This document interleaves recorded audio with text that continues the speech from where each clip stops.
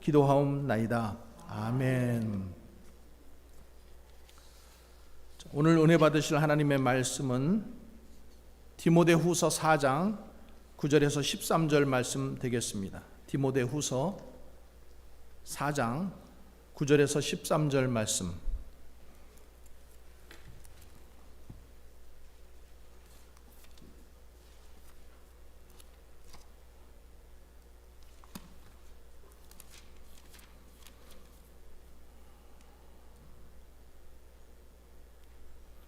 우리 함께 봉독하도록 하겠습니다. 시작. 너는 어서 속히 내게로 오라.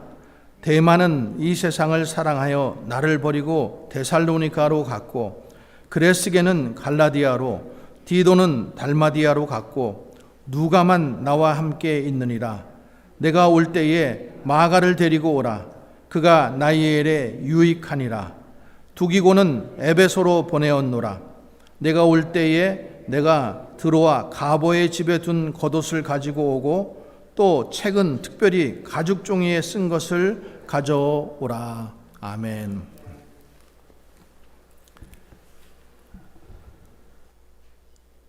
겨울을 준비하라. 날씨가 갑자기 추워졌죠. 겨울 준비를 잘 하시기 바랍니다. 옛날에는 겨울 준비하면은 김장해야 됐고, 또 무 구덩이 파가지고 무 묻어야 됐고, 문풍지 붙여가지고 또 새로 이렇게 다 창호지 가지고 문틀에 다 새로 붙이고, 바람 들어오지 말라고 문풍지 붙이고, 이런 일들을 했어요. 근데 요즘에는 뭐 김장하는 집들도 별로 없고, 창문이 너무 좋아져 가지고 문풍지 붙일 일도 없고, 더군다나 무 구덩이 뭐 팔 사람은 아무도 없을 것 같아요. 오늘 예수님께서 다시 오심을 기다리는 대림절 첫 번째 주일이죠. 대림절, 강림절, 대강림절, 우리가 또 영어로는 어드벤트 이렇게 얘기합니다. 예수님의 오심을 준비하는, 기다리는 그런 절기이죠. 또 교회 달력으로는 이제 추수감사절이 끝나고 한 해가 마무리되는 거예요. 그리고 교회는 이제 오늘 어드벤트 첫 번째 대림절을 기점으로 새 해가 시작되는 겁니다. 그래서 첫 번째, 두 번째, 세 번째, 네 번째, 오늘 초가 이렇게 하나 켜고, 두 번째 다음 주일, 세 번째, 네 번째 켜지고, 우리가 이제 크리스마스를 맞이하는 것입니다. 겨울은 추운 계절이죠. 또 겨울은 추워야 맛이라고 그래요. 근데 올해는 첫눈도 갑자기 한꺼번에 많이 왔고, 또 겨울도 며칠 사이에 그냥 이렇게 확 추워진 것 같아요. 겨울은 움츠림의 계절이죠. 또 모든 식물들이 다 멈추고 있는 마치 죽음의 계절같이 느껴집니다. 그렇지만은 겨울에 모든 것이 죽지 않습니다. 겨울에 더 성숙해지고, 겨울에 은혜를 생각하는 그런 계절이 됩니다. 여러분, 겨울은 우리가 항상 준비해야 돼요. 겨울은 누구에게나 올 수 있습니다. 누구에게나 옵니다. 준비하면은 풍성하게 보낼 수 있지만은, 준비하지 않으면은 추운 겨울, 또 외로운 겨울을 보내게 되는 것입니다. 우리가 이솝 우화에서 들은 것처럼 개미와 배짱이 이야기를 알 수 있잖아요. 개미는 열심히 겨울을 위해서 양식을 모았고, 배짱이는 나무 위에서 맨날 기타나 치면서 놀고 있다가 겨울을 맞았을 때 아무것도 먹을 것이 없어서 개미집에 와서 문을 두드리고 그리고 결국에는 얼어 죽게 되는 우리 그런 이솝 우화를 우리가 들었을 거예요. 추운 겨울을 잘 준비하는 것이 하나님께서 주신 지혜인 줄 믿습니다. 오늘 우리가 읽은 성경 디모데 후서는 바울이라고 하는 사람이 신약 성경 27권 중에서 13권을 바울이 썼어요. 거의 반을 썼죠. 근데 바울이 가장 먼저 쓴 성경책은 디모데 전서예요. 데살로니가 전서, 디모데 전서라고 그랬죠. 데살로니가 전서고 가장 마지막에 쓴 편지가 오늘 우리가 읽었던 디모데 후서입니다. 그래서 이 편지는 옥중서신이기도 하지만은 특별히 디모데에게 보냈기 때문에 이것은 목회서신이다 이렇게 얘기합니다. 그러면 나하고는 오늘 상관이 없는 말씀이네 이렇게 듣지 마시고 우리 모든 겨울을 준비할 수 있는 우리들이 이 노사도 오늘 이 정말로 바울이 많은 은혜를 받고 성경을 많이 기록하고 또 선교를 많이 했던 이 백전노장의 노사도가 마지막으로 지금 이제 겨울을 맞이하면서 인생의 이제 마지막을 맞이하면서 어떻게 겨울을 준비했는지를 우리가 보면서 우리들의 영적 교훈을 얻을 수 있게 되기를 바랍니다. 자, 오늘 9절 말씀 한번 먼저 같이 읽어보겠습니다. 자, 9절 시작. 너는 어서 속히 내게로 오라. 자, 바울은 지금 이제 올 겨울을 넘기지 못하고 자기가 죽을 것을 알아요. 그래서 가장 먼저 지금 누구를 부르고 있냐면 사람을 부르고 있어요. 믿음의 아들이고 신실한 동역자인 이 디모데를 부르고 있는 거예요. 너는 어서 속히 내게로 오라. 서둘러서 오라는 거예요. 그리고 21절에서도 겨울 전에 어서 빨리 오라. 이렇게 부탁하고 있습니다. 왜냐하면 지중해라고 하는 바다가 특별히 어느 바다나 마찬가지지만은 겨울이 되면은 파도가 거칠게 일어나고 풍랑이 심하기 때문에 배가 움직이지 못합니다.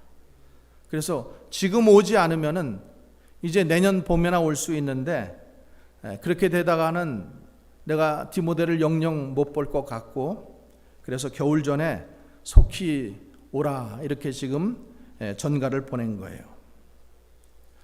자, 바울이 지금 인생을 정리하면서 마지막 겨울을 위해서 왜 디모데를 불렀을까? 여러분, 우리가 현대 살아가면서 가장 좀 슬픈 일이 뭔가 하면은 고독사입니다. 고독사. 혼자 있다가 그냥 죽음을 맞이하는 거예요. 이것처럼 외로운 죽음이 없을 거예요. 이것처럼 슬픈 죽음이 없을 것 같아요. 그래서 나이 들어서는 좀 친구도 좀 있는 것이 좋고 가까이 지내는 사람이 있는 것이 좋습니다. 이 바울이 지금 인생의 마지막을 정리하면서 지금 바울은 어디에 있어요? 감옥에 있거든요. 로마 감옥에 있어요. 빛이 잘 들어오지도 않는 그런 감옥 속에서 지금 자기 그 영적 아들인 이 디모데에게 네가 꼭 왔으면 좋겠다 이렇게 지금 부르는데 부르는 이유가 뭔가 하면은 두 가지인 거로 저는 보았습니다. 한 가지는 하나님 나라와 복음을 위해서예요. 저와 여러분도 하나님 나라와 복음을 위해서 살아가시기를 주님의 이름으로 축원합니다. 자, 10절 말씀 한번 같이 읽어봅니다. 10절 시작. 데마는 이 세상을 사랑하여 나를 버리고 데살로니가로 갔고 그레스게는 갈라디아로 디도는 달마디아로 갔고 12절에 두기고는 에베소로 보내었노라. 자, 바울이 지금 감옥 속에 있으면서도 그가 끝까지 지금 붙잡고 있는 건 뭐예요? 어떻게 해서든지 하나님의 말씀을 전하고 싶은 거예요. 그래서 거기에 보면은 그레스게는 갈라디아로, 또 디도는 달마디아로, 그리고 두기고는 에베소로 복음 전파를 위해서 보냈다라는 거예요. 바울이 지금 인생의 마지막 겨울을 준비하면서 디모데를 부르는 이유는 죽기 전에 이 사랑하는 제자에게 목회에 대한 당부를 하기 위해서요. 하나님의 말씀을 전파하기 위해서였다라는 거죠. 여러분, 죽기 전에 가족 구원을 위해서 우리가 기도하시고, 또 죽기 전에 우리가 하나님을 증거할 수 있는 저와 여러분 되시기를 주님의 이름으로 다시 한번 축원합니다. 두 번째로 바울이 디모데를 속히 오라고 한 이유는 믿음의 교제를 위한 거예요. 지금 디모데하고는 충분한 이런 그 두 번의 편지를 통해서도 복음 사역에 대해서 충분히 이야기를 나누었습니다. 그럼에도 불구하고 바울이 디모데를 지금 오라고 하는 것은 이제 자기가 마지막이라고 생각이 드는 거예요. 이 겨울을 지나면은 자기는 사형돼서 죽든지 순교를 당하든지 지금 그렇게 될 것을 미리 예견을 하는 거예요. 그래서 믿음의 아들 이 디모데를 불러서 함께 보내고자 하는 것입니다.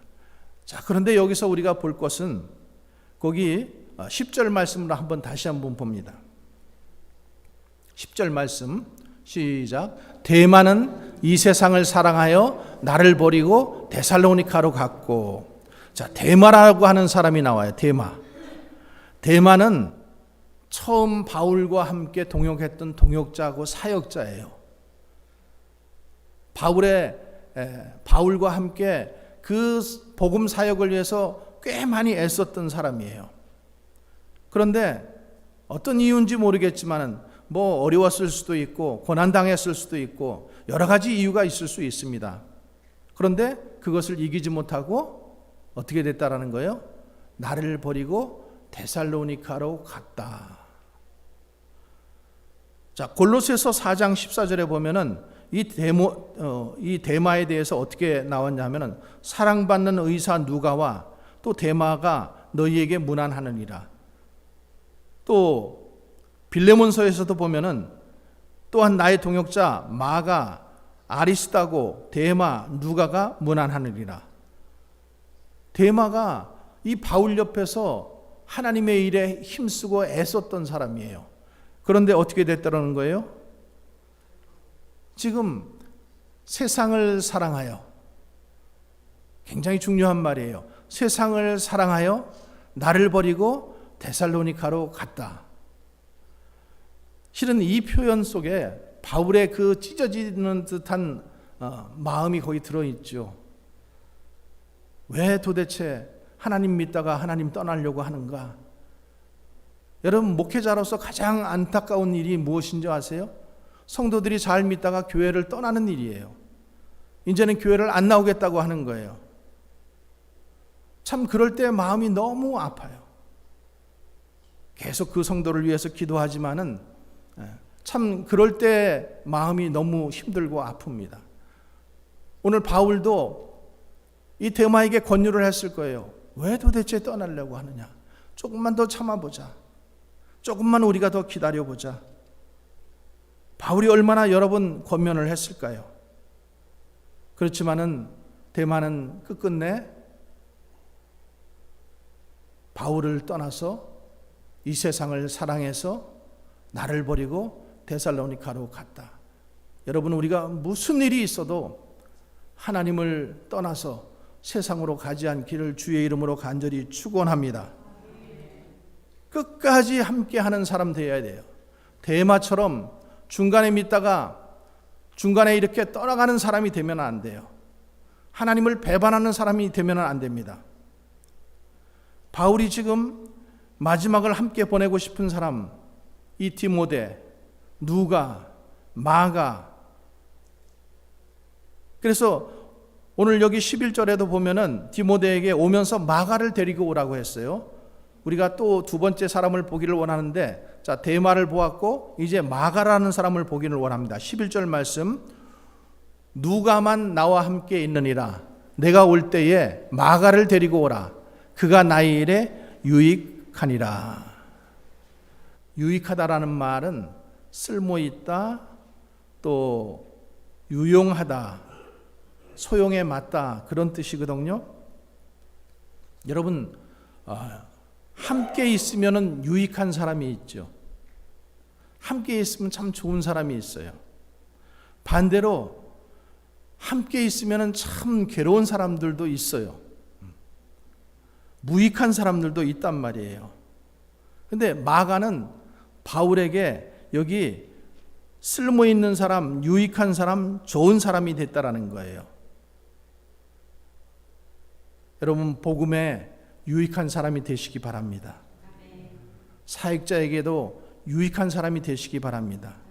무익한 사람 되지 마시기 바랍니다. 왜 무익한 사람 되지 마시기 바랍니다? 아멘을 아무도 안 하셔요? 무익한 사람 되고 싶으세요? 근데 마가는 원래는 바울과 이렇게 사이가 좋았던 사람이 아니에요. 우리가 마가라고 하는 사람, 마가복음을 기록한 마가인데요, 오순절, 사도행전에 보면 오순절 성령 강림 때에 그들이 어디에 모여서 기도했어요? 마가의 다락방이에요. 마가의 다락방, 이 마가예요. 이 마가의 다락방. 그러니까 마가는 꽤 부자였던 것을 알 수가 있죠. 유복한 가정이에요. 근데 그가 바나바와 바울이 첫 번째 선교 여행을 떠날 때에 안디옥 교회에서 첫 번째 선교사를 파송하잖아요. 그때 떠날 때에 이 마가를 데리고 갑니다. 마가라는 사람을 데리고 가는데, 그래서 함께 그 선교 현장에 참여하게 되었어요. 얼마나 복되고 기쁜 일이에요. 근데 마가가 가다가 중간에 너무 힘들었는지, 여러분 선교가 쉽지 않죠? 그러니까 중간에 포기하고 돌아왔어요. 그래서 두 번째 이제 바울과 바나바가 다시 선교 여행을 가고자 할 때에 바나바는 이 마가를 데리고 가자. 바울은, 전서석은 지난번에 데리고 갔더니 중간에 포기하고 돌아간 배반자, 그래가지고 배신자라고 생각하고 아직 헌신이 덜 됐다고 생각을 하고 안 데리고 가려고 했어요. 그래서 그 문제 때문에 성경에 보면은 이 바울과 바나바가 그 문제로 심히 다투었다, 이렇게 얘기하고 있어요. 그래서 결국에는 어떻게 돼요? 이 마가 때문에 둘이, 바나바와 바울이 헤어집니다. 바나바와 바울은 정말로 절친한 사이예요. 바울이 아무것도 못하고 있을 때, 바울이 우리가 아는 것처럼 다메섹에 가다가 예수님을 만났잖아요. 그리고 나서 아라비아의 광야에 가서 그가 성경을 연구하고 하나님 앞에 재헌신했잖아요. 그리고 고향에 가서 아무 일도 안 하고 있을 때에 그 바울을 찾아간 사람이 누군가 하면은 바나바예요. 그 바나바가 바울에게 독려하고 그 바울을 데리고 예루살렘에 올라가서 제자들에게 이 사람이 바울입니다. 이 사람이 우리에게 참 유용한 사람입니다. 이 사람이 이방인의 사도로 우리가 참 쓰임받을 수 있는 사람입니다. 소개시켜줬던 사람이 바나바거든요. 둘이는 굉장히 서로 간에 사이가 깊은 사람이고 서로 은혜를 입은 사이인데 이 마가 때문에 서로 헤어지게 된 거예요.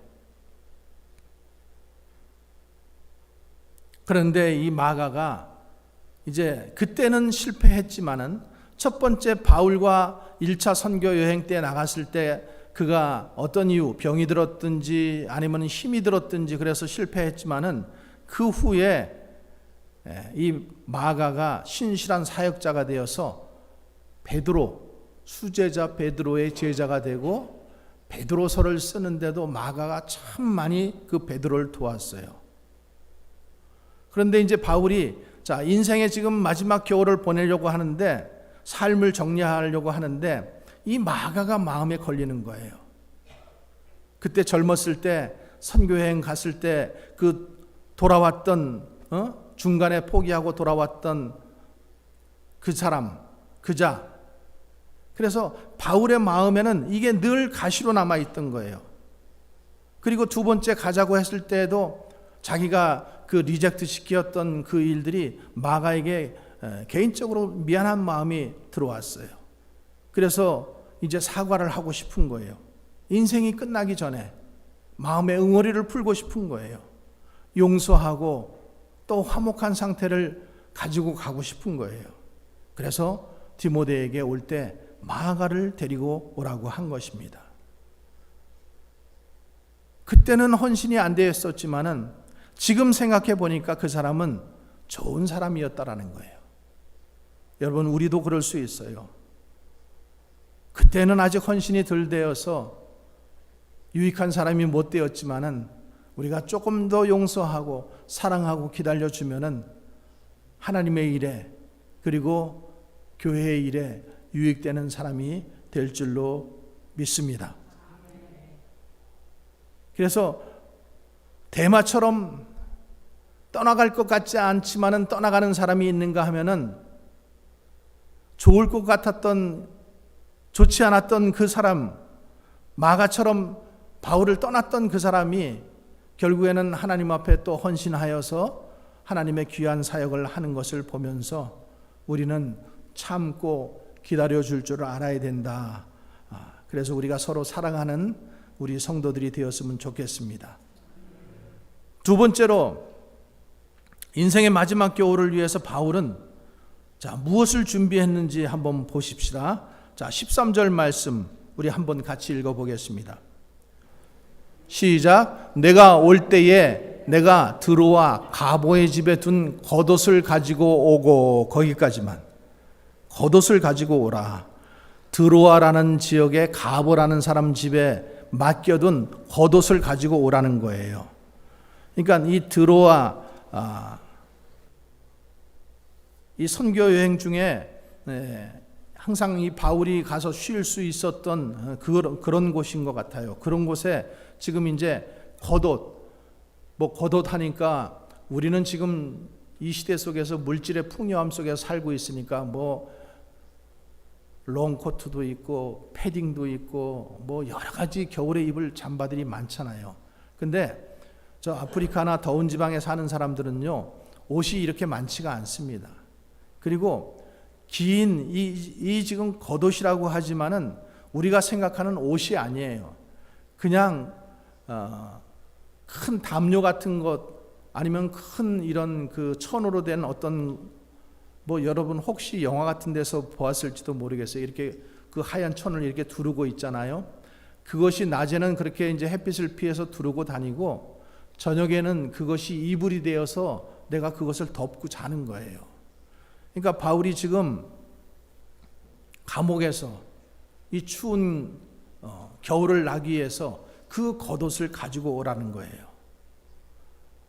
여러분, 우리가 인생에 겨울이 온다면은 여러분들은 어떤 옷을 준비하시겠습니까? 나에게 인생의 겨울이 올 때 여러분들은 어떤 옷을 입으셔야 할까요? 우리에게는, 특별히 믿음의 사람들에게는 어떤 옷이 필요할까요? 믿음의 옷과 기도의 옷을 입으시기를 주님의 이름으로 축원합니다.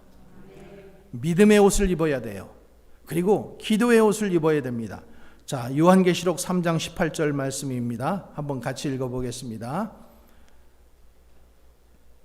내가 너를 권하노니 내게서 불로 연단한 금을 사서 부요하게 하고 흰옷을 사서 입어 벌거벗은 수치를 보이지 않게 하고 안약을 사서 눈에 발라보게 하라. 자, 주님은 그 인생의 겨울에 임박해 있는 성도들에게 뭘 사라 그러는 거예요? 흰옷을 사라는 거예요. 흰옷. 흰옷을 사 입어서 너의 수치, 벌거벗은 수치를 보이지 않게 하라. 지금 이렇게 말씀하고 있어요. 여러분, 흰옷은 뭐예요? 구원의 표시예요. 구원받은 자들이 입는 옷을 우리가 흰옷이라고 합니다. 자, 그 흰옷은 어떻게 살 수 있어요? 믿음으로 사는 거예요. 믿으십니까? 흰옷은 믿음으로 사는 옷이에요. 우리가 육신의 따뜻함을 위해서 천의 옷이 필요한 것처럼 우리 영혼의 믿음을 위해서 우리가 믿음으로 만든 옷이 필요하다라는 거예요. 믿음의 옷, 흰 옷. 그래서 여러분 몸에 옷을 입지 않으면 우리가 수치를 당하잖아요. 그렇죠? 수치를 당합니까? 안 당합니까? 수치 당하는 거예요. 아무것도 입지 않고 자꾸만 입지 않으려고 하는 거는 이 수치감을 자꾸만 잃어버린 거예요. 이 세대가 수치감을 자꾸만 잃어버리니까 부끄러운 줄을 몰라요. 그래서 이 옷이 없으면 사람이 수치감을 당하게 되는 것처럼 믿음의 옷은 우리가 겨울을 보낼 때, 인생의 겨울을 보낼 때 찬바람을 막아줄 뿐만 아니라 우리 인생의 겨울에 반드시 필요한 옷이라는 거죠. 여러분, 믿음이 없다면 여러분 어떻겠습니까? 한번 생각해 보세요. 여러분, 우리의 인생이 끝나는데 아무런 믿음이 없다면 그러면은 우리 인생은 그냥 죽는 거로 끝나는 거예요. 아무런 소망이 없어요. 그러나 우리 믿음의 끝에는 뭐가 있어요? 천국이 있잖아요. 내가 죽으면 천국에 간다는 소망이 있지 않습니까? 여러분, 그게 우리에게 얼마나 큰 힘이 되는 줄 저와 여러분이 아시기를 바랍니다. 그게 없는 사람은요, 그냥 절망 상태예요. 그냥 그것이 끝인 거예요. 그러나 우리에게는 가야 할 곳이 있고 천국이 있다는 사실이 얼마나 큰 위로가 되고 소망이 되는 말씀인지 모릅니다. 그래서 믿음의 흰옷, 이 믿음의 흰옷을 우리 인생의 겨울에 준비하라는 거예요. 두 번째로는 무슨 옷이 필요하다 그랬어요?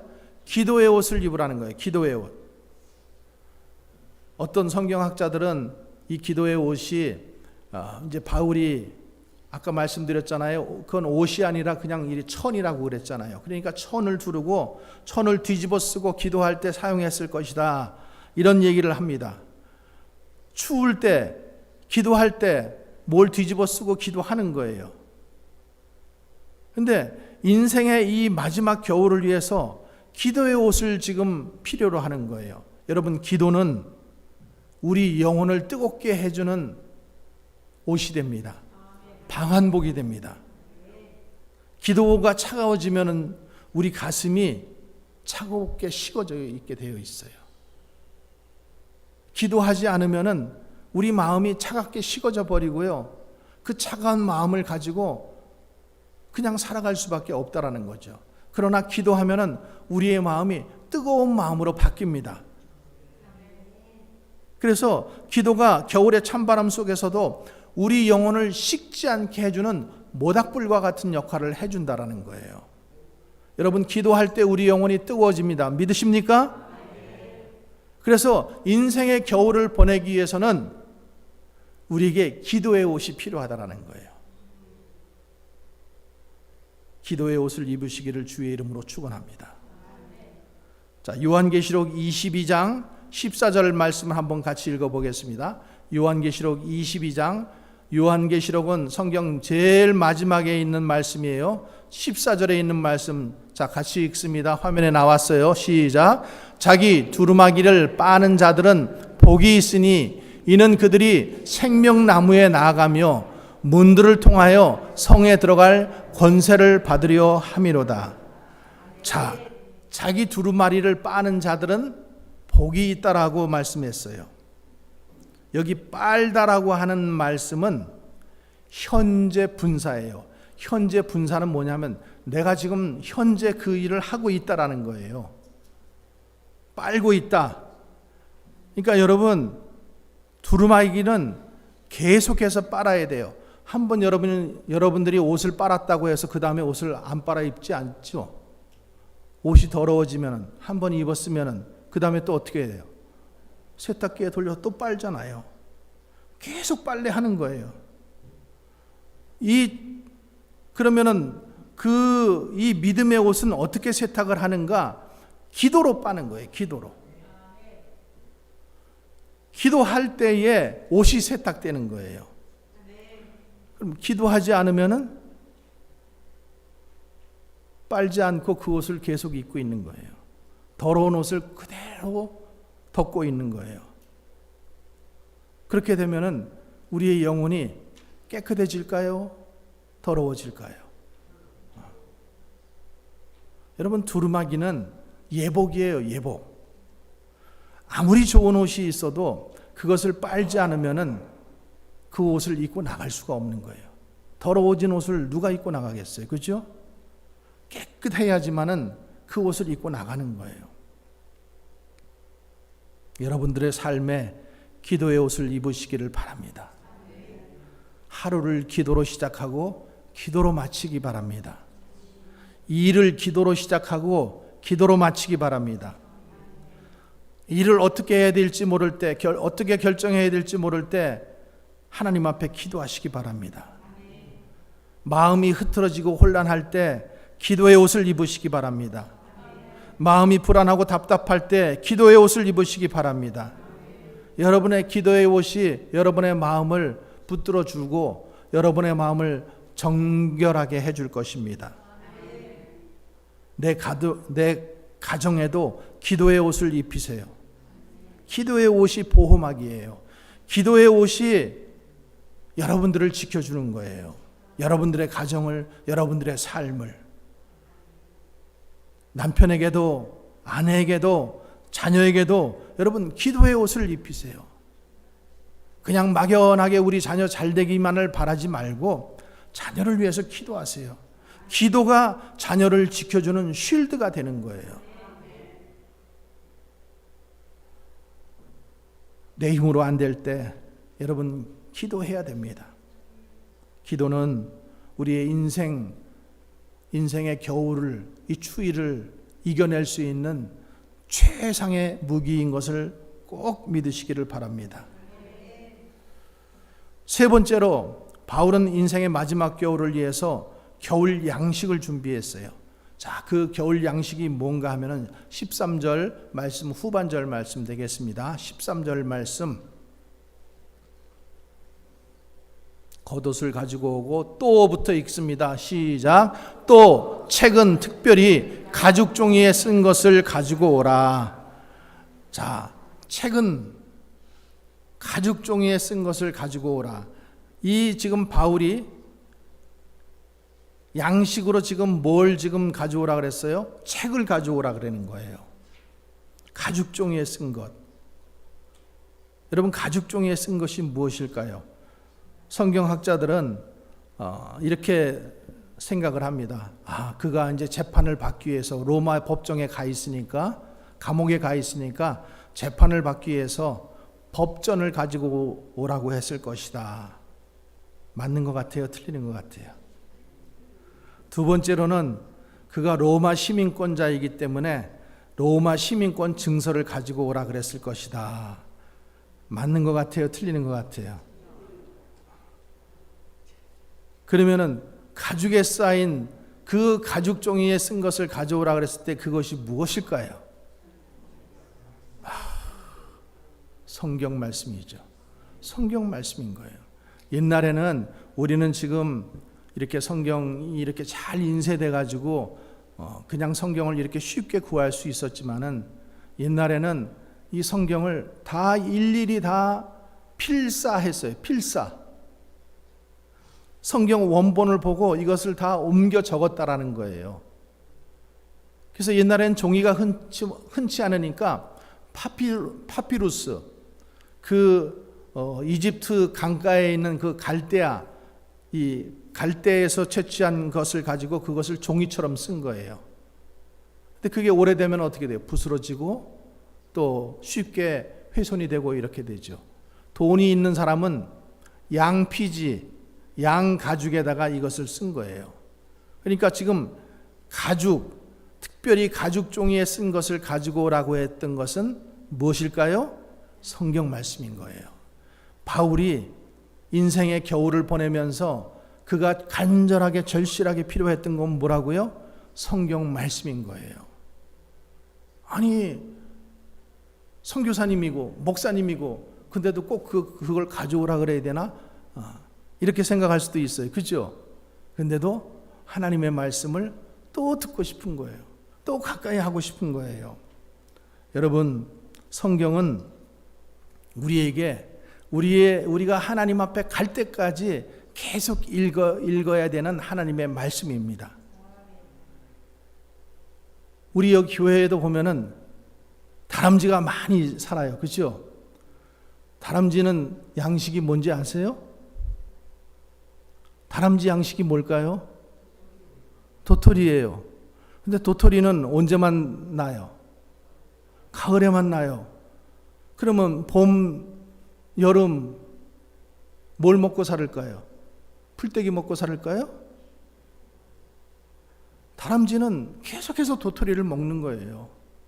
자기가 묻어놓고 그거 파먹고 또 저 나무 통 속에다가 저장해놓고 그것도 까먹고 이렇게 하면서 다람쥐는 풀을 먹는 게 아니라 도토리를 먹는 거예요. 사시사철.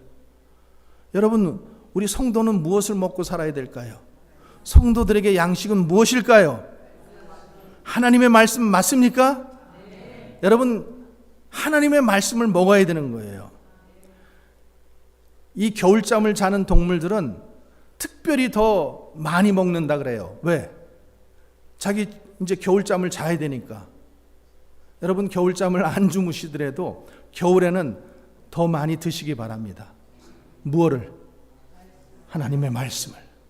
하나님의 말씀을 가까이 드시고 많이 드시기 바랍니다. 뚱뚱해지는 거 너무 신경 쓰지 말고 많이 드시기 바랍니다.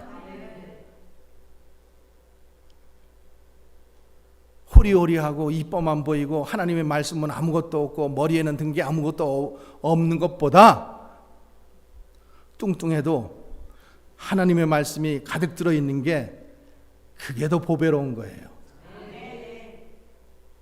맨날 몸매만 유지한다고 겉모습만 꾸미려고 애쓰지 말고 내 속을 채워야 되는 거예요. 내 속을. 무엇으로? 하나님의 말씀으로. 말씀에 하나님의 능력이 있는 거예요. 말씀을 모르면은요, 기도도 안 되는 거예요. 말씀을 모르면은 믿음도 없어요. 말씀이 하나님의 은혜가 되는 거예요. 말씀이 복이 되고. 말씀을 먹지 않으면 여러분, 이 겨울에 양식 먹지 않고 여러분 겨울 날 수 있어요? 양식 드시지 않고 어떻게 겨울 나실래요? 여러분, 이 이야기를 이렇게 했다 그래가지고 나하고 먼 얘기라고 생각하지 마시고 여러분 겨울에 양식을 많이 드시기를 바랍니다.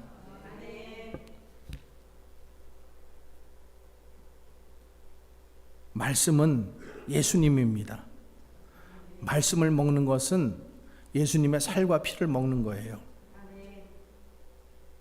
사람은 예수님의 살과 피를 먹어야 영생을 얻는다라고 말씀하고 있습니다. 사탄은 성도가 말씀을 먹지 못하게 계속 방해해요. 왜냐하면 사람들이 영생 얻지 못하게 하고 싶어서 그런 거예요. 그래서 여러분 건강해야 돼요. 병 나고 싶은 사람은 없겠지만은 이 병이 성도와 교회를 분리시켜요. 병이 성도와 찬양을 분리시키고 병이 나면은 다 하기 싫은 거예요. 말씀도 보기 싫고 찬양도 하기 싫고 기도도 하기 싫고 말씀도 보기 싫고 그러니까 자꾸만 분리시키는 거예요. 여러분 건강하시기를 주의 이름으로 축원합니다. 말씀을 안 먹어도 되는 사람은 한 사람도 없습니다. 다 먹어야 되는 거예요. 여기 서 있는 저도 먹어야 되고 여러분들도 드셔야 됩니다. 우리가 겨울을 통과하기 위해서는 인생의 겨울을 통과하기 위해서는 특별히 말씀을 많이 드시기를 주의 이름으로 간절히 축원합니다. 이스라엘 역사 속에서 겨울이 있었어요. 그들이 바벨론 포로로 끌려가서 70년 동안을 노예 생활을 했을 때가 있어요. 자, 그랬을 때 그들이 가장 갈급했던 게 뭐예요? 하나님의 백성이 성전과 분리되어 있죠. 노예로 끌려갔으니까. 또 하나님의 백성이 말씀과 분리되어 있죠. 찬양도 할 수 없었죠. 포로 생활을 하니까. 그럴 때 하나님께서 선지자 에스겔 선지자를 불러서 그 말씀으로부터 아무것도 먹지 못하고 성전에 가서 예배도 드리지 못하고 찬양도 드리지 못하고 굶어 죽어가는, 영적으로 굶어 죽어가는 기근을 맞이했던 이스라엘 백성들에게 하나님께서 에스겔 선지자에게 이렇게 말씀하셨어요. 에스겔 3장 1절에서 3절 말씀을 한번 같이 읽어보겠습니다. 시작. 또 그가 내게 이르시되 인자야 너는 발견한 것을 먹으라. 너는 이 두루마기를 먹고 가서 이스라엘 족속에게 말하라 하시기로 내가 입을 벌리니 그가 그 두루마리를 내게 먹이시며 내게 이르시되 인자야 내가 내게 주는 이 두루마리를 내 배에 넣으며 내 창자에 채우라 하시기에 내가 먹으니 그것이 내 입에서 달기가 꿀 같더라.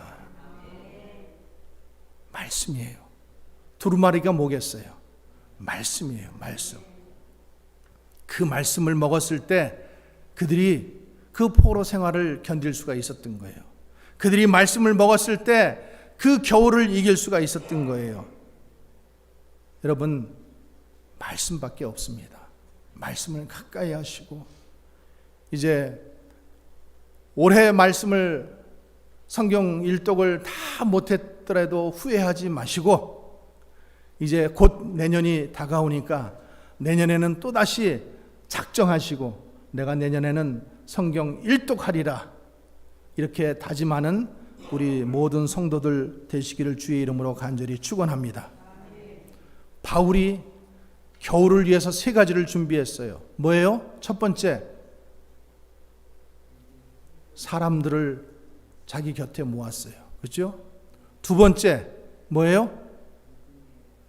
겉옷, 믿음의 옷, 기도의 옷을 가지고 겨울을 준비했어요. 세 번째, 하나님의 말씀. 우리 인생도 언젠가는 겨울이 옵니다. 여러분, 겨울은 제가 이곳저곳을 다녀보면서 알게 된 것은 겨울철에 장례식이 많다라는 거예요.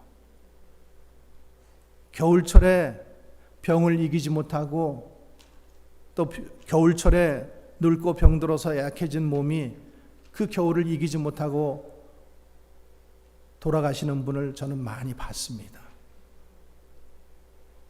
여러분, 지금 건강하다고 자신하지 마세요. 우리 인생에도 반드시 겨울이 온다라는 거예요. 그 겨울이 오기 전에 우리가 하나님의 말씀으로 양식을 취하고 기도의 옷을 입고 또 전도의 옷을 입고 봉사의 옷을 입고 그리고 함께 주님이 주신 이 겨울을, 특별히 인생의 겨울을 잘 보내시기를 주의 이름으로 간절히 축원합니다. 기도하겠습니다.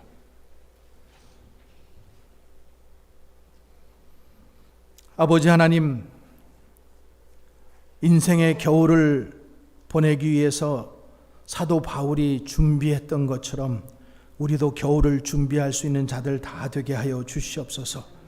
오늘 말씀 듣고 깨달아 내 인생 속에서도 무엇을 준비해야 하는지 깨닫게 하시고 준비하여 인생의 겨울을 복된 겨울로, 행복한 겨울로, 주님 맞을 준비로, 주님 풍성한 소망의 겨울 보낼 수 있도록 축복하여 주시옵소서. 거룩하신 예수님 이름으로 기도하옵나이다. 아멘. 자, 오늘 12월 첫 번째 주일 우리 성만찬 거행하도록 하겠습니다. 성만찬은 주님의 은혜를 우리가 다시 되돌아보는 것이고, 또 내가 교회를 통해서 예수님께서 계속하라고 명령하신 명령에 우리는 순종하는 것입니다. 말씀 먼저 한 구절 읽겠습니다. 예수께서 이르시되 내가 진실로 진실로 너에게 이르노니 인자의 살을 먹지 아니하고 인자의 피를 마시지 아니하면 너희 속에 생명이 없느니라. 내 살을 먹고 내 피를 마시는 자는 영생을 가졌고 마지막 날에 내가 그를 다시 살리리니 내 살은 참된 양식이요 내 피는 참된 음료로다. 아멘. 기도하겠습니다. 예수님의 살과 피를 이 시간 믿음으로 받게 하시고, 그것이 우리 영의 양식이 되어서 내 영을 살리는 양식되게 주여 인도하시고 축복하여 주시옵소서. 우리 영이 다시 살기를 원합니다. 주님 도와주시옵소서. 죄에 빠지지 않게 붙들어 주시고, 이 험한 세상을 살아가는 동안 하나님의 양식이 나의 살과 뼈가 되어서 나를 움직이고 내가 살아갈 수 있는 에너지가 될 수 있도록 축복하여 주시옵소서. 예수님 이름으로 기도하옵나이다.